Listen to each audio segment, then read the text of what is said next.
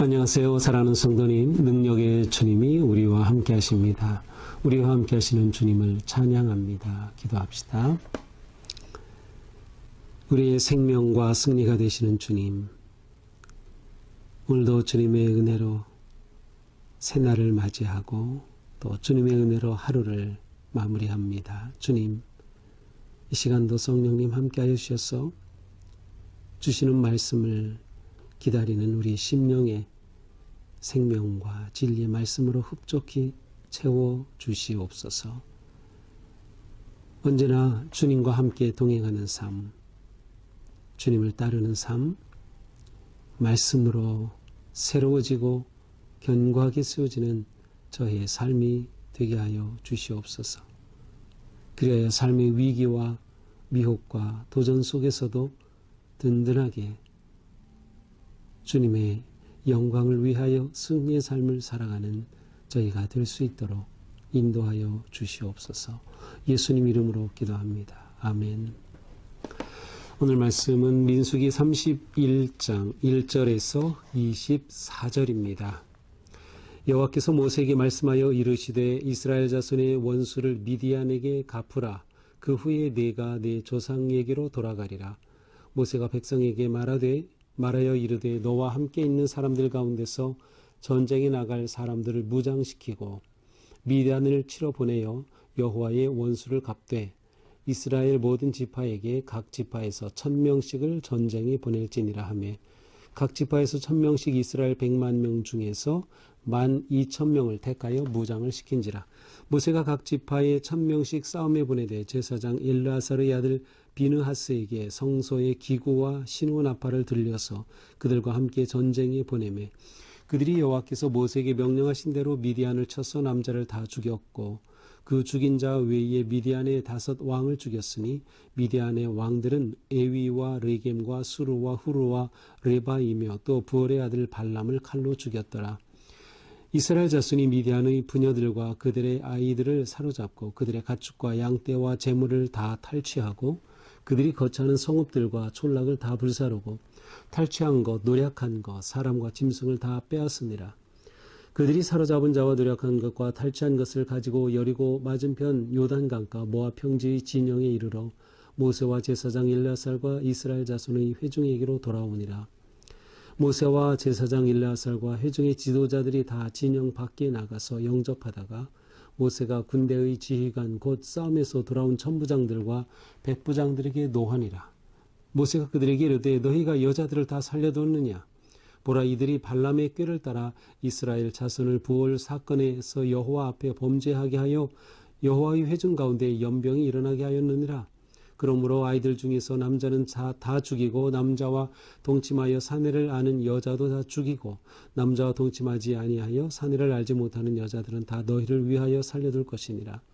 너희는 이랫동안 진영 밖에 주둔하라. 누구든지 살인자나 죽임을 당한 사체를 만진 자는 셋째 날과 일곱째 날에 몸을 깨끗하게 하고 너희의 포로도 깨끗하게 할 것이며 모든 의복과 가죽으로 만든 모든 것과 염소털로 만든 모든 것과 나무로 만든 모든 것을 다 깨끗하게 할지니라. 제사장 엘르아살이 싸움에 나갔던 군인들에게 이르되 이는 여호와께서 모세에게 명령하신 율법이니라. 금운동 철과 주석과 납 등의 불에 견딜 만한 모든 물건은 불을 지나가게 하라. 그리하면 깨끗하려니와 다만 정결하게 하는 물로 그것을 깨끗하게 할 것이며 불에 견디지 못할 모든 것은 물을 지나게 할 것이니라. 너희는 7째 날에 옷을 빨아서 깨끗하게 한 후에 진영에 들어올지니라. 아멘. 자, 오늘 말씀은 이스라엘이 미디안과 전쟁하는 이야기입니다.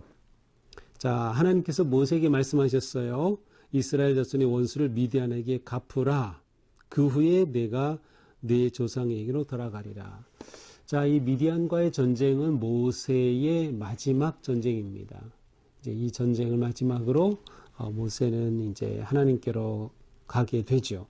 자, 그런데 왜 하필이면 미디안입니까? 물론 지금 이스라엘이 진치고 있는 요단 동편 모압 평원에 진을 치고 있고요.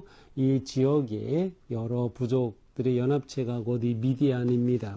그래서 보통 이 미디안에는 이스라엘, 모압 또 그 외에도 아말렉이나 에바 족속 같은 그런 족속들이 여기에 포함이 되어 있었어요. 자, 그런데 우리는 앞에 25장과 이 본문이 연결된다는 것을 알 수 있어요. 제가 이제 25장으로 가서 보면 25장 17절에 하나님께서 모세에게 말씀하셔요. 미디안인들을 대적하여 그들을 치라. 미디안들을 대적하여 그들을 치라. 자, 그 명령에 따라서 이제 오늘 본문에서 미디안과 전쟁을 하는 겁니다. 자, 왜 미디안을 치라고 한 것일까요? 우리가 보니 앞에서 봤던 25장에서 무슨 사건이 있었어요? 바알 부올 사건이 있었어요. 그 부올 사건의 핵심은 뭐죠? 그렇습니다. 이 미디안 여자들이 이스라엘 그 남자들을 유혹해서 그들을 끌어다가 자기들의 신상을 예배하는 제사에 초대하고 이스라엘이 우상 숭배에 빠졌어요. 그래서 하나님께서 진노하셔서 전염병으로 이들을 치셨죠. 자, 이렇게 이스라엘이 전염병으로 24,000명이나 죽게 됐던 사건의 장본인이 바로 미디안 사람들이었어요. 그래서 이제 미디안을 치라고 하셨던 거고 모세가 이렇게 미디안과 전쟁을 일으키는 겁니다. 그래서 모세는 이제 무장을 시켜서 여호와의 원수를 갚으라고 하면서 각 지파에서 1,000명씩 12지파니까 12,000명을 선발합니다. 그리고 그들을 무장시키죠.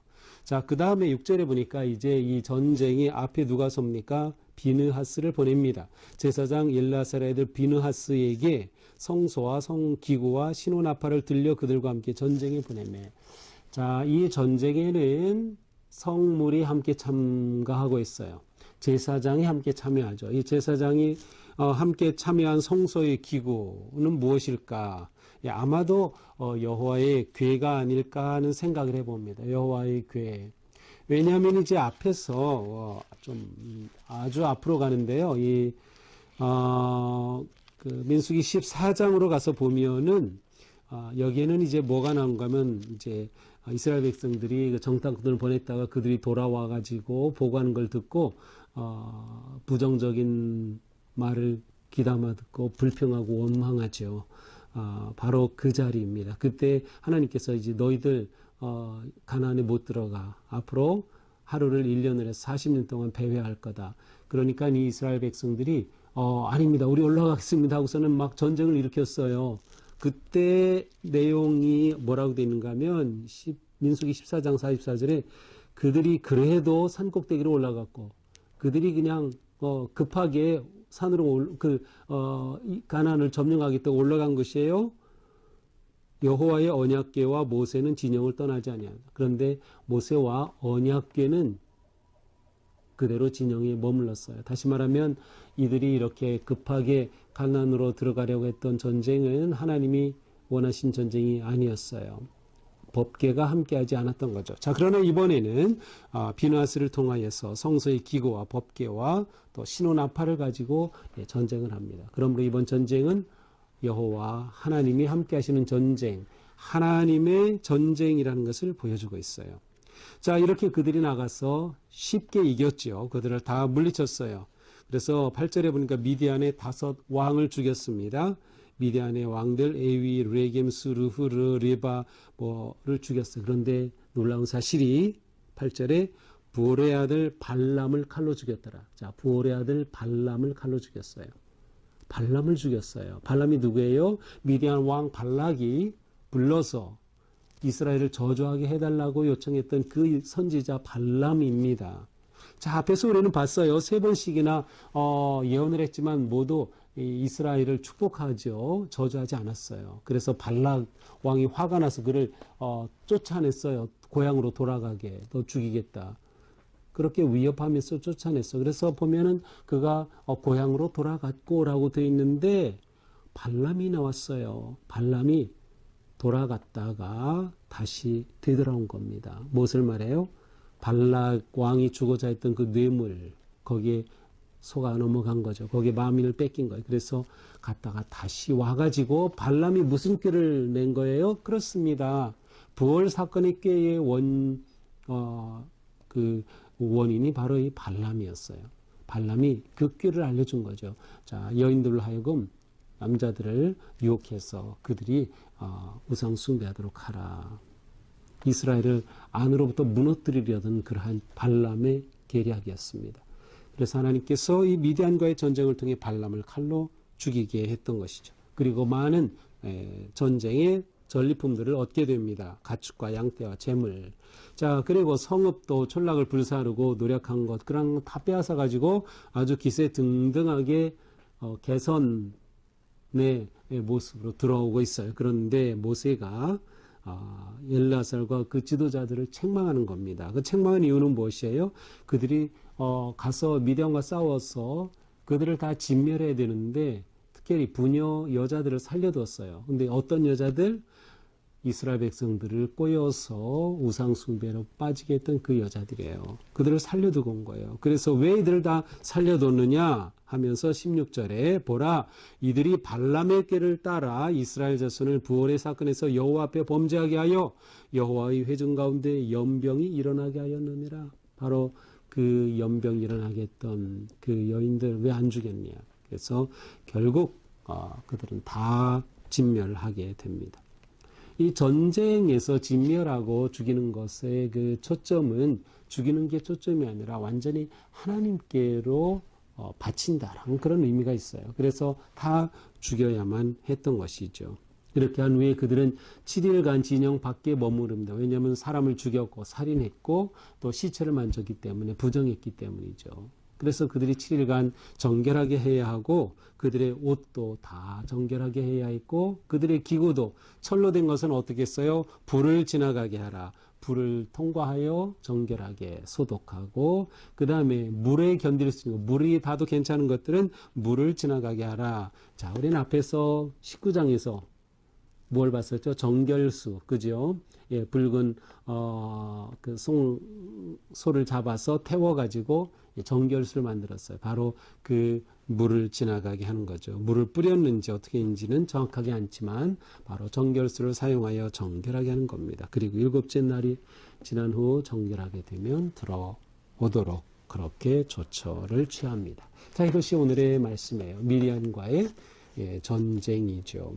자, 이 전쟁의 이야기를 통해서 하나님께서는 결국 발람을 그렇게 심판하셨음을 보여주고 있어요. 하나님은 바로 하나님의 백성들을 이렇게 사랑하시고 이렇게 보호하시며 하나님의 백성들을 넘어가게 한 유혹한 그 자를 처단하신 것이죠. 하나님은 이렇게 불의와 악에 심판하시는 모습을 볼 수 있어요.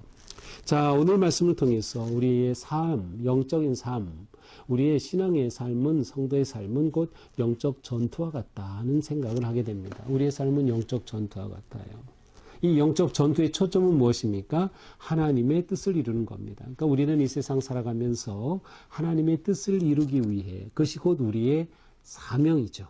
우리의 사명을 이루기 위해 살아가는 거예요. 그것은 전투와 같아요. 왜냐하면 이 세상과 우리가 부딪혀야 하기 때문이죠.